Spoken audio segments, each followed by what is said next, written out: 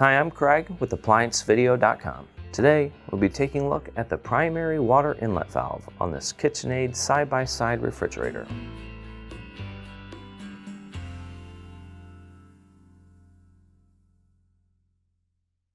Stop. Before beginning any repair, always be sure to disconnect the power to the appliance. It is also recommended to test the outlet for the proper voltage. Remember to also turn off the water. The main reason why you'd be replacing this water valve is if it is not feeding water to one of your components or it may be leaking. Now, click on the link below to view this repair video. ApplianceVideo.com guides you step by step, giving you the confidence to avoid recalls and callbacks, also saving time on repairs.